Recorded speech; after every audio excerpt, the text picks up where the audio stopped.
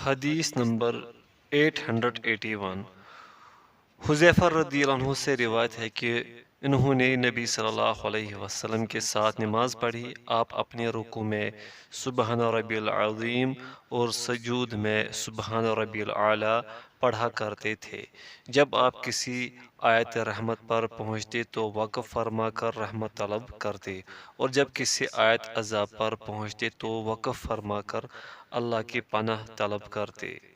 ترمذی، ابو داود، دارمی اور نسائی و ابن ماجہ نے الاعلی تک روایت کیا ہے، اور امام ترمذی رحمۃ اللہ علیہ نے فرمایا یہ حدیث حسن صحیح ہے، یہ روایت صحیح ہے۔ الفصل الثالث، حدیث نمبر 882 عوف بن مالک رضی اللہ عنہ بیان کرتے ہیں، میں نے رسول اللہ صلی اللہ علیہ وسلم کے ساتھ حالت نماز میں قیام کیا۔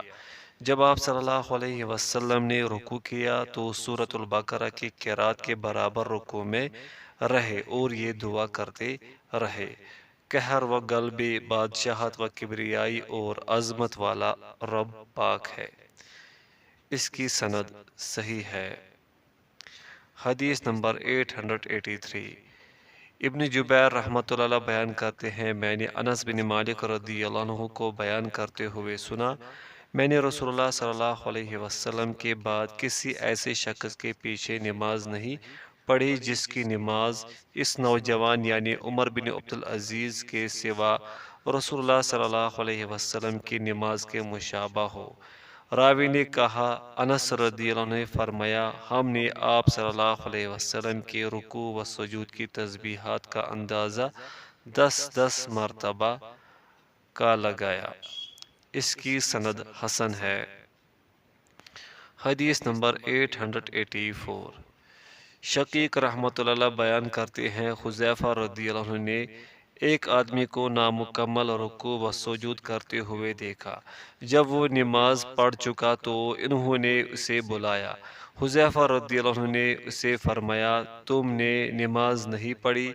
راوی بیان کرتے ہیں، میرا خیال ہے کہ انہوں نے کہا، اگر تم اسی طرح فوت ہو جاتے تو تم اس فطرت و ملت پر فوت نہ ہوتے جس پر اللہ نے محمد صلی اللہ علیہ وسلم کو پیدا فرمایا ہے۔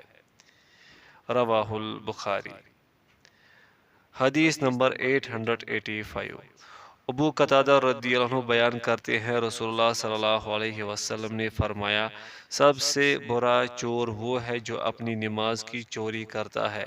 صحابہ نے عرض کیا، اللہ کے رسول، وہ اپنی نماز کی چوری کیسے کرتا ہے؟ آپ صلی اللہ علیہ وسلم نے فرمایا، وہ اس کا رکوع و سجود مکمل نہیں کرتا۔ یہ روایت حسن ہے۔ حدیث نمبر 886 نعمان بن مرہ رضی اللہ عنہ سے روایت ہے کہ رسول اللہ صلی اللہ علیہ وسلم نے فرمایا، تم شراب نوش، زانی اور چور کے بارے میں کیا گمان کرتے ہو؟ راوی کہتے ہیں، یہ ان کے بارے میں حدود نازل ہونے سے پہلے کی بات ہے۔ صحابہ نے عرض کیا، اللہ اور اس کے رسول بہتر جانتے ہیں۔ آپ صلی اللہ علیہ وسلم نے فرمایا، وہ کبیرہ گناہ ہے اور ان پر سزا ہے، اور سب سے بری چوری وہ ہے جو اپنی نماز کی چوری کرتا ہے۔ صحابہ نے عرض کیا، اللہ کے رسول، وہ اپنی نماز کی کیسی چوری کرتا ہے؟ آپ صلی اللہ علیہ وسلم نے فرمایا، وہ اس کا رکوع و سجود مکمل نہیں کرتا۔ مالک احمد جبکہ دارمی نے بھی اسی طرح روایت کیا ہے۔ اس کی سند ضعیف ہے۔ باب سجود اور ان کی فضیلت کا بیان۔ الفصل الاول، حدیث نمبر 887 ابن عباس رضی اللہ عنہما بیان کرتے ہیں، رسول اللہ صلی اللہ علیہ وسلم نے فرمایا، مجھے 7 اعضاء پیشانی، دونوں ہاتھوں، دونوں گھٹنوں اور دونوں پاؤں کی انگلیوں کے کناروں پر سجدہ کرنے اور دوران نماز کپڑوں اور بالوں کو نہ سمیٹنے کا حکم دیا گیا ہے۔ متفق علیہ۔ حدیث نمبر 888 انس رضی اللہ عنہ بیان کرتے ہیں رسول اللہ صلی اللہ علیہ وسلم نے فرمایا سجود میں اعتدال رکھو، تم میں سے کوئی شخص اپنے بازو کتے کی طرح نہ بچھائے، متفق علیہ۔ حدیث نمبر 889۔ برا بن عازب رضی اللہ عنہ بیان کرتے ہیں رسول اللہ صلی اللہ علیہ وسلم نے فرمایا جب تم سجدہ کرو تو اپنی ہتھیلیاں جائے نماز پر رکھو اور اپنی کوہنیاں زمین سے بلند رکھو، رواہ مسلم۔ حدیث نمبر 890۔ میمونہ رضی اللہ عنہ بیان کرتی ہے جب نبی صلی اللہ علیہ وسلم سجدہ کرتے تو اپنے ہاتھوں کو پہلوؤں سے دور رکھتے، حتیٰ کہ اگر بکری کا بچہ آپ کے ہاتھوں کے نیچے سے گزرنا چاہتا تو وہ گزر جاتا تھا۔ یہ روایت صحیح ہے۔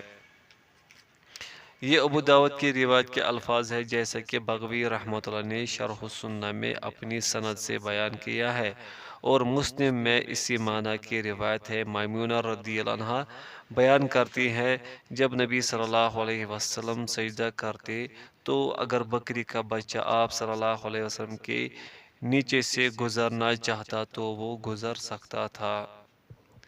حدیث نمبر 891۔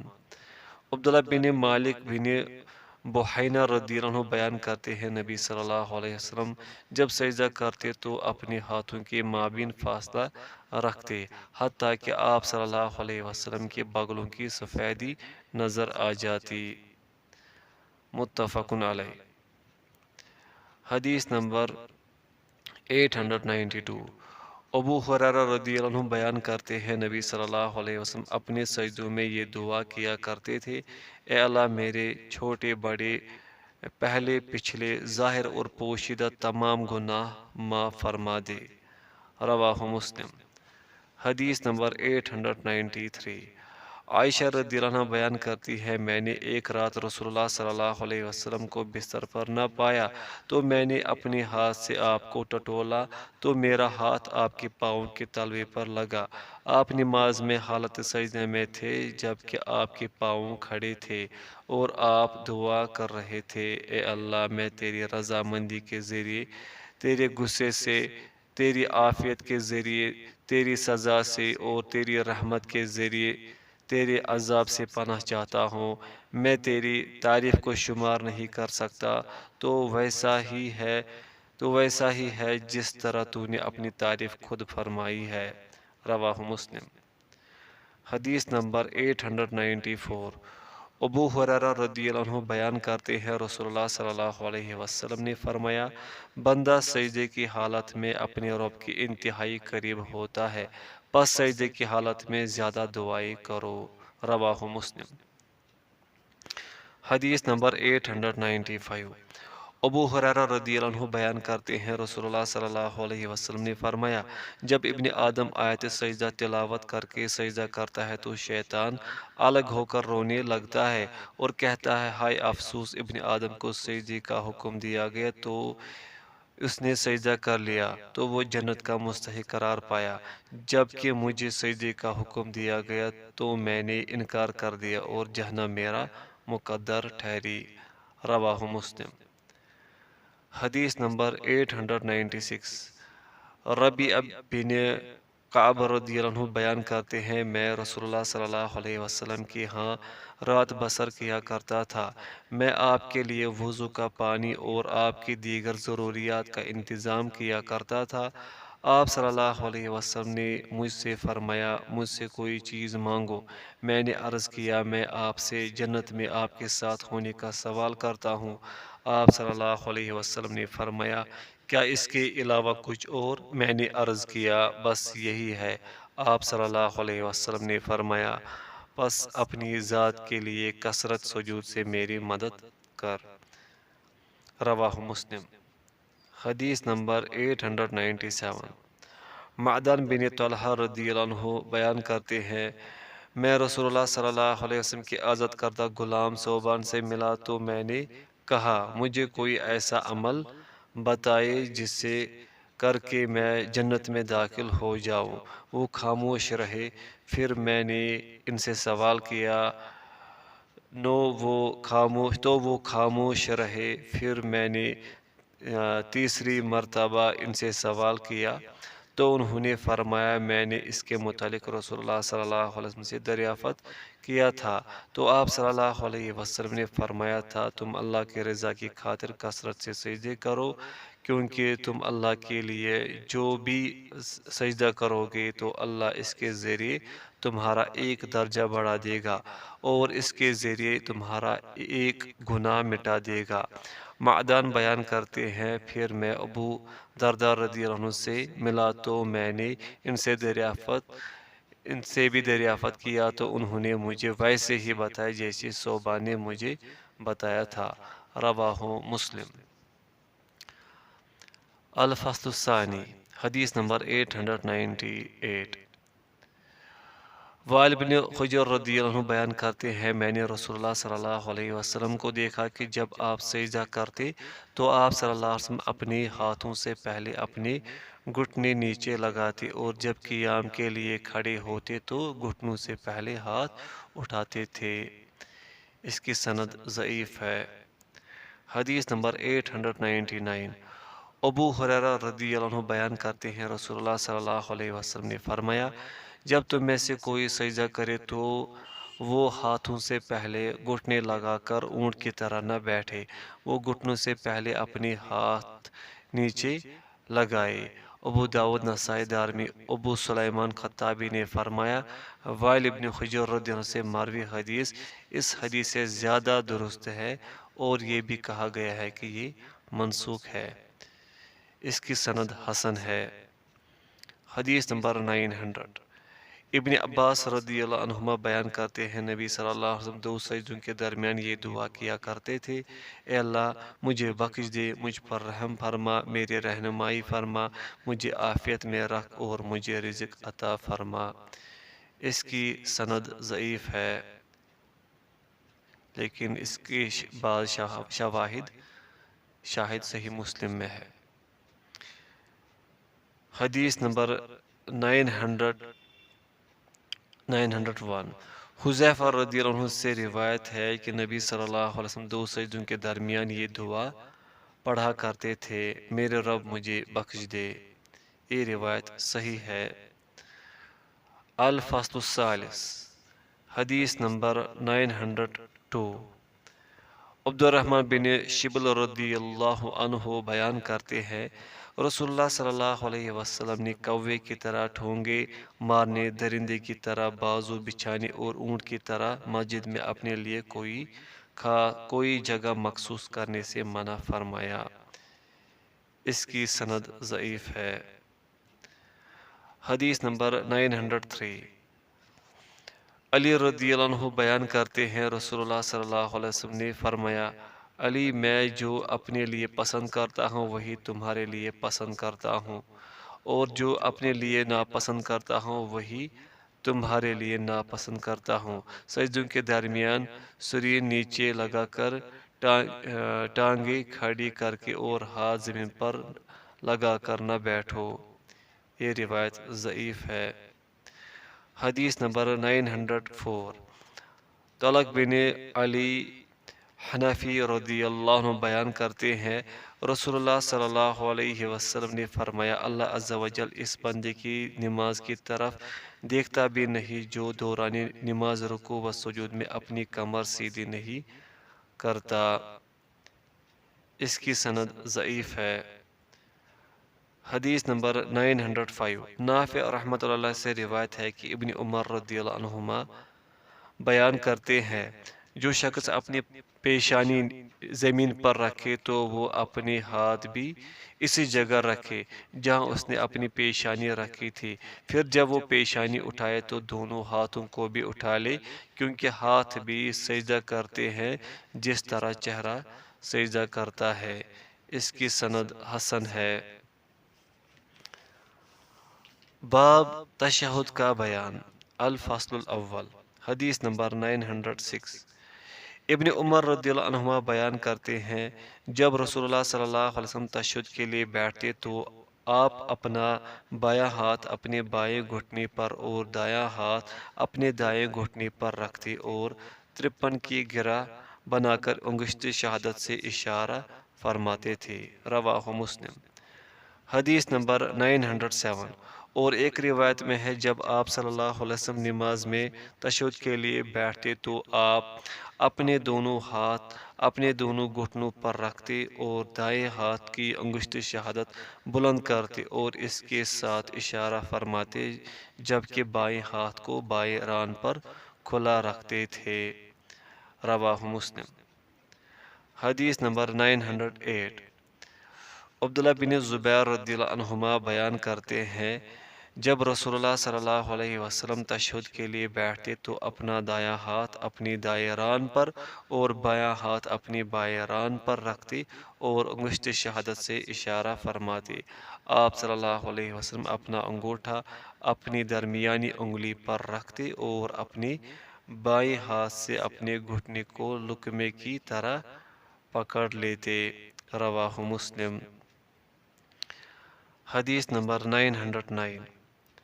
عبداللہ بن مسعود رضی اللہ عنہ بیان کرتے ہیں، جب ہم نبی صلی اللہ علیہ وسلم کے ساتھ نماز پڑھتے تو ہم کہتے، اللہ پر اس کے بندوں کی طرف سے سلام ہو، جبرائیل اور میکائیل علیہ السلام پر سلام ہو، فلاں پر سلام ہو۔ جب نبی صلی اللہ علیہ وسلم نماز سے فارغ ہوئے تو آپ نے اپنا رخ انور ہماری طرف کر کے فرمایا، تم ایسا نہ کہو اللہ پر سلام ہو، کیونکہ اللہ تو خود سلام ہے۔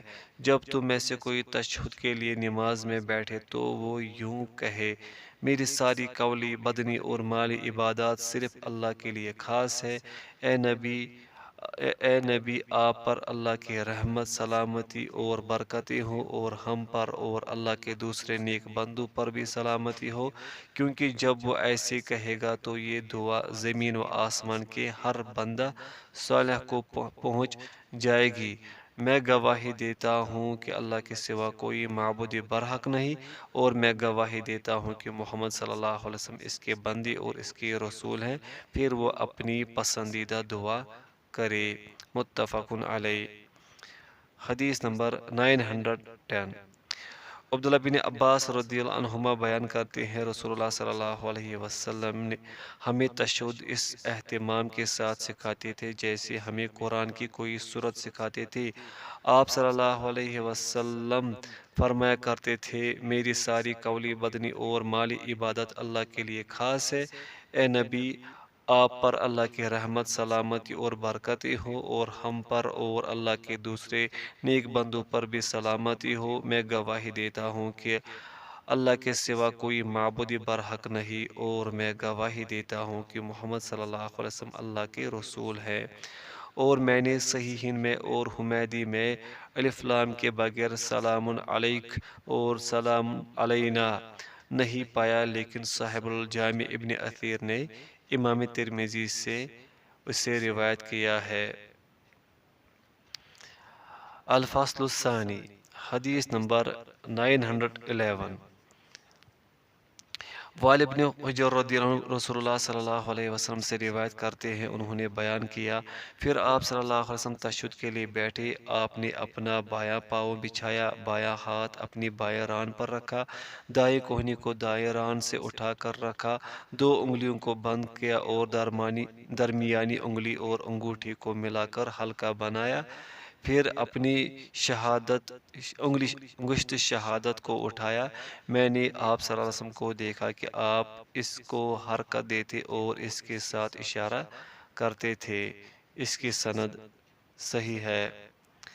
حدیث نمبر 912۔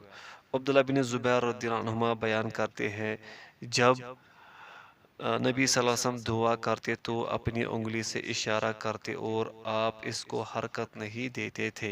ابو داؤد نسائی امام ابو داؤد نے یہ اضافہ نقل کیا ہے، آپ صلی اللہ علیہ وسلم کی نظر آپ کے اشارے سے آگے نہیں جاتی تھی۔ اس کی سند ضعیف ہے۔ حدیث نمبر 913۔ ابو ہریرہ رضی اللہ عنہ بیان کرتے ہیں، ایک آدمی اپنی دونوں انگلیوں کے ساتھ اشارہ کرتا تھا تو رسول اللہ صلی اللہ علیہ وسلم نے فرمایا، ایک کے ساتھ ایک کے ساتھ۔ اس کی سند ضعیف ہے۔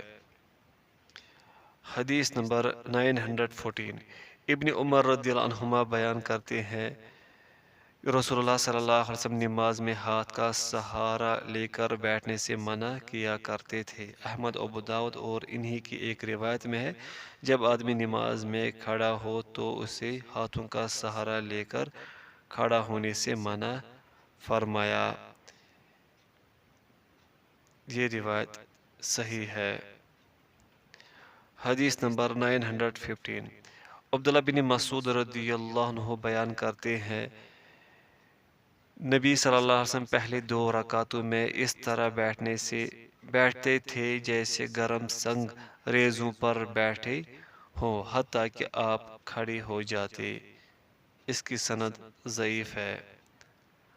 الفصل الثالث حدیث نمبر 916 جابر رضی اللہ عنہ بیان کرتے ہیں رسول اللہ صلی اللہ علیہ وسلم اس اہتمام سے ہمیں تشہد سکھایا کرتے تھے جیسے ہمیں قرآن کی سورت سکھایا کرتے تھے۔ اللہ کے نام اور اللہ کی توفیق کے ساتھ میری ساری قولی بدنی اور مالی عبادات صرف اللہ کے لیے خاص ہے۔ اے نبی، آپ پر اللہ کی رحمت، سلامتی اور برکتیں ہو اور ہم پر اور اللہ کے دوسرے نیک بندوں پر بھی سلامتی ہو۔ میں گواہی دیتا ہوں کہ اللہ کے سوا کوئی معبود برحق نہیں اور میں گواہی دیتا ہوں کہ محمد صلی اللہ علیہ وسلم اس کے بندے اور اس کے رسول ہیں۔ میں اللہ سے جنت طلب کرتا ہوں اور آگ جہنم سے اللہ کی پناہ چاہتا ہوں۔ اس کی سند ضعیف ہے۔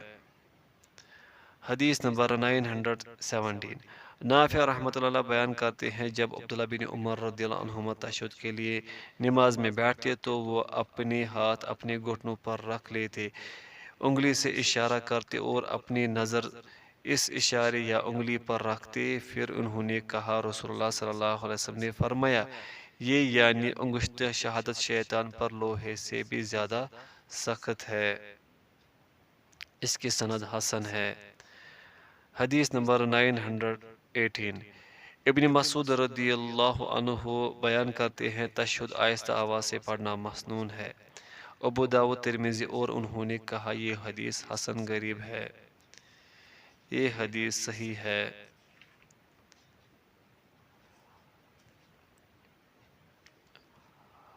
باب نبی صلی اللہ علیہ وسلم پر درود و سلام بھیجنے اور اس کی فضیلت کا بیان۔ الفصل الاول حدیث نمبر 919 عبد الرحمن بن ابی لیلہ بیان کرتے ہیں کعب بن عجرہ مجھے ملے تو انہوں نے فرمایا کیا میں تمہیں ایک ہدیہ پیش نہ کروں جسے میں نے نبی صلی اللہ علیہ وسلم سے سنا تھا؟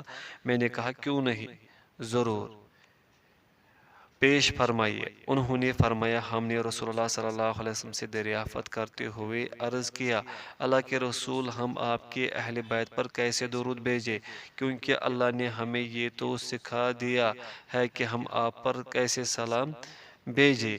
آپ صلی اللہ علیہ وسلم نے فرمایا یوں کہو الہی رحمت فرما محمد پر اور آل محمد پر جس طرح تو نے رحمت فرمائی ابراہیم اور آل ابراہیم پر، بے شک تو تعریف والا بزرگی والا ہے۔